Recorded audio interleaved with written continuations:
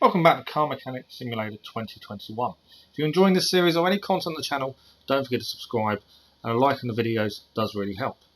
Today, we've got a two-pronged attack, or plan. We're going to work on this first car, and then we're going to go and buy our first barn car. This car is a 2013 Royal Crown, with a small-ish list of issues. None of it engine related, that I can see, so I don't think we'll have to worry about taking the engine out. Big bonus there. As always, we'll start with the sped up examination mode, as we just check what we can and get some XP at the same time, hopefully level up enough to get the renovator level 6. A few things are showing up on the examination. There's a few little red things showing. We'll also speed up the normal car diagnostics as well. Here we go with the diagnostics. So today's a big day, buying our first car in the barn. It's going to be very interesting. Diagnostics nearly done. We're going to have a choice, I'm pretty sure. Money's going to come into it quite a bit. I do have a plan in mind. I'll let you know about that as we get further in. First, we'll concentrate on the vehicle we're looking at here, customer car.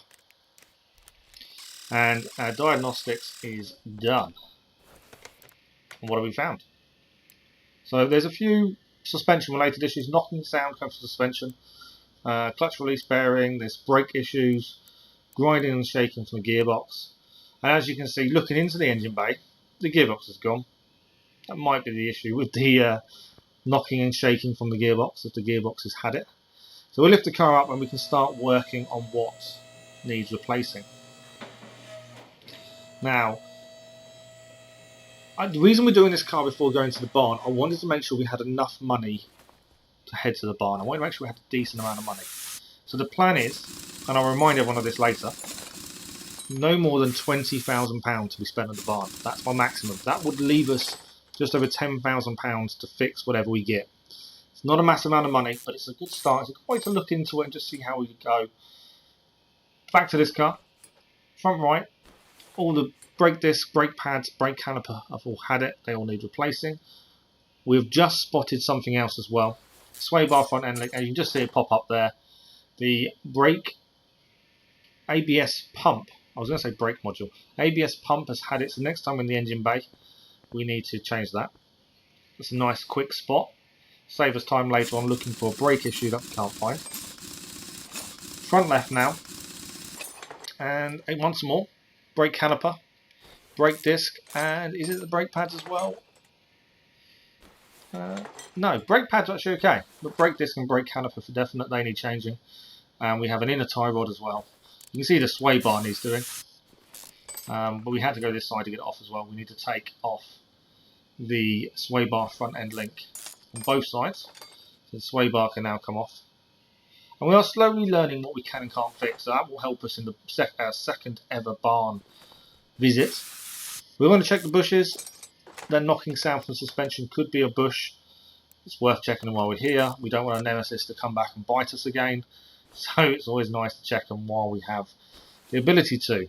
Now the gearbox, to take this one out, we need to actually take out the front drive shaft on both sides.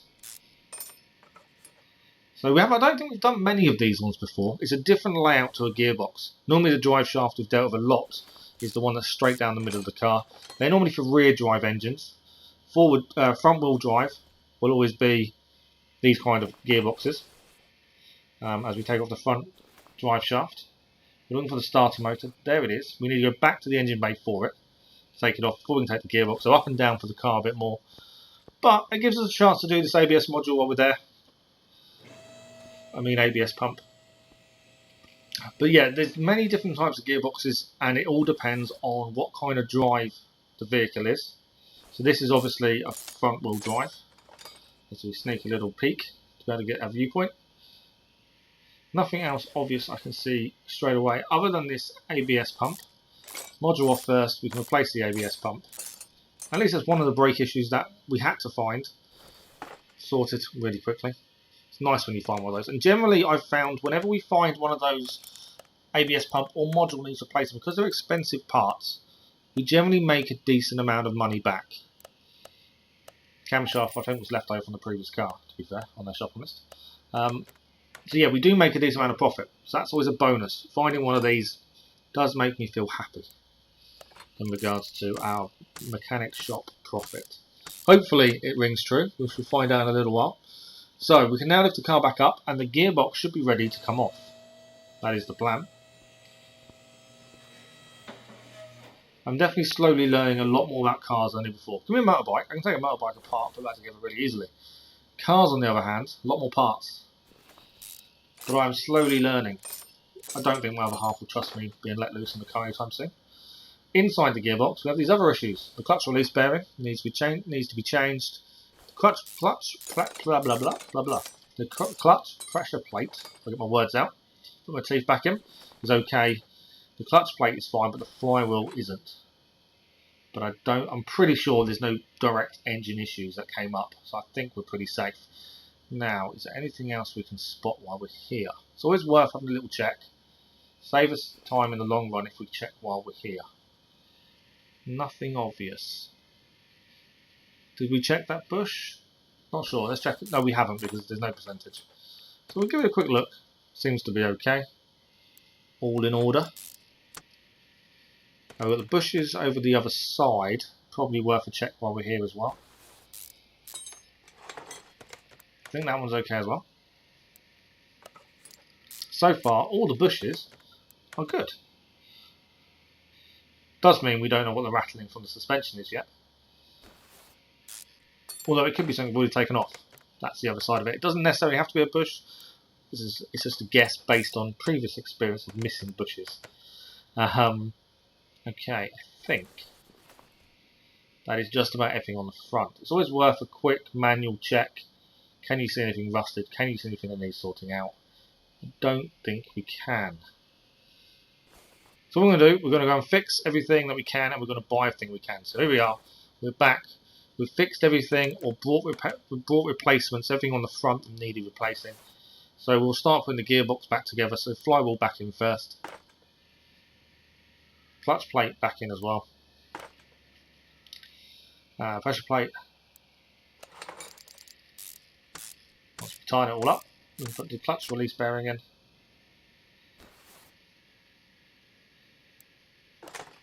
Perfect, and then gearbox can go back in. We had to buy a new one, we couldn't fix the one that was there unfortunately. That is a brand new gearbox. And yes, now our view completely changed, we couldn't do anything there. So, we can now put the drive shaft back in.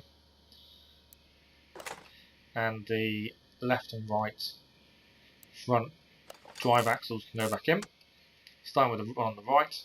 We've also got the sway bar we can put back in. And then we get this tied up. We can basically fill out the right hand side first, then we can go around to the left afterwards. I think only one of those needed replacing, the other one would seem to be okay. No, we'll do it while we're here. I was going to do the wheel and everything there in one go, but changed my mind halfway through. Hopefully it doesn't make an error later. Sway bar back on completely, that's now locked in place. Inner tie rod, new one of those, new and shiny. I think that's everything we took off. So the brake disc, these are two brand new brake discs for either side. Couldn't fix the ones that were there, they were too far gone unfortunately. Brake calipers, we managed to fix the brake calipers actually.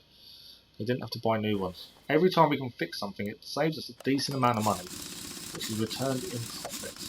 We haven't really used much from our warehouse yet, but I'm hoping after we buy the car today we'll have a chance to.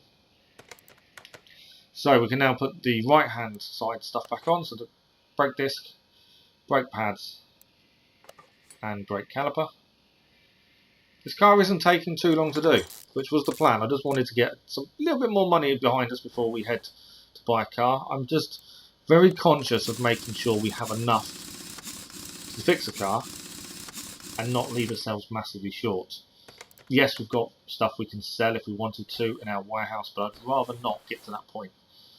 Now we're just double checking these bushes here. You never know, one of these could be gone, they haven't shown up. It's not something we can check via diagnostics or examination, so it's always worth to check. I can go back in, I think that's okay. I'm conscious of this suspension knocking sound, and it's nothing worse than having to examine everything to find what we're looking for. So if we can get ahead of that a little bit, so we'll take the other side off as well. I'll just check on the bearings there. Not bearings, bushes. Lower suspension up. That's all good. At least we've checked. We know the front then is clear. Hopefully, fingers crossed. I could always miss something, but yeah, hopefully the front is now sorted. Rear of the car to check. We haven't looked to see if we found all the brake issues, so we're going to do a manual check just to see. If there's nothing we can visibly see, then we know we're okay. It's always worth a little look. I can already see there's an issue on the left-hand rear. The rear shock absorber is gone. That could be the shaking from the suspension, to be honest. It may just be that. Just checking the brake disc. Brake disc's okay. Caliper looks okay. Rubber bushing, always worth the check while we're here. I'm getting very good at checking these as I go, mainly because I've been caught out so many times now by them. Another one just through there. I'm very conscious of them now. I don't know if that's a good. I think it's a good way to be. I think it's always better to be more conscious of these little things that you can miss easily than not.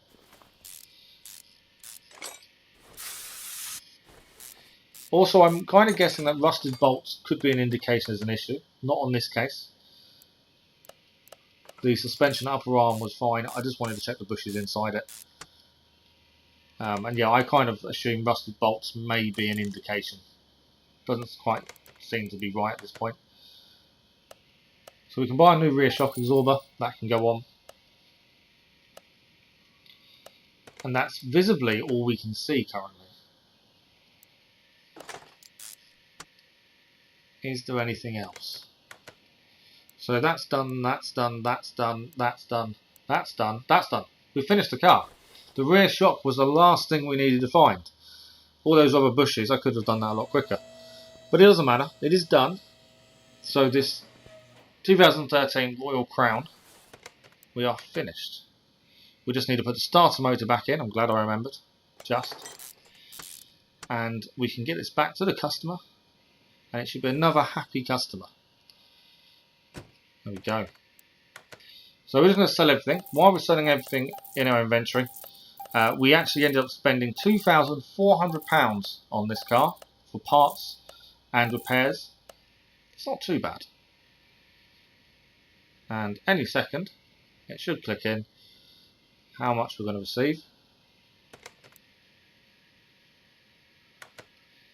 There we go, and we're going to receive £5,157 for our efforts, with a profit of £2,757.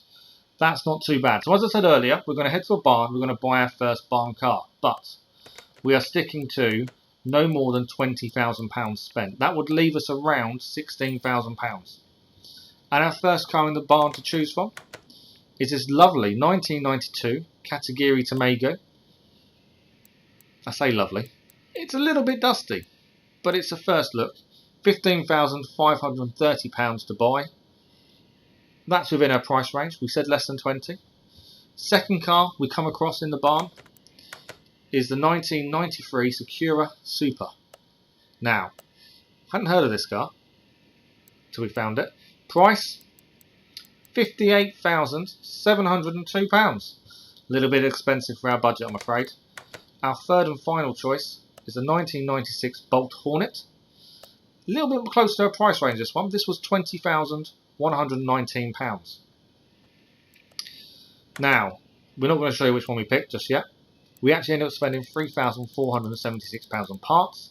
Hopefully they will come in useful for fixing the car we did choose. Obviously, the Sakura Super for £58,000 we didn't buy. But the grand reveal for the car we have done, it is this. It is the 1992 Category Tomago, the i4 engine. We've already lost just over £3,500 already on value. It was already wiped off just by bringing it back to the garage. That's always going to happen. I don't think we did a bad deal, to be honest. So £15,500, our first barn car. Yes, it's not going to be some supercar. We haven't got that kind of money. And we will look at this in the next episode. We'll start fixing it. But to finish off this episode, a couple of things. Firstly, we have enough skill points. Because we examine all the cars in the barn, we gained enough XP to get another skill level up. We now have Renovator level 6. So that is every Renovator level done. It means we can fix everything. Now, we've fixed all the parts we brought, and we actually spent £3,299 on fixing parts, as we examine the case that we actually gained in the barn. We also achieved the trophy of buy one car from the barn, the Hidden Treasure Trophy, always a bonus. And we'll finish the episode there. So join us next time when we work on our first standard rebuild. And I'll explain a little bit more about my plan for rebuild cars as we go forward. Hope you enjoyed this episode, and we'll see you again very, very soon.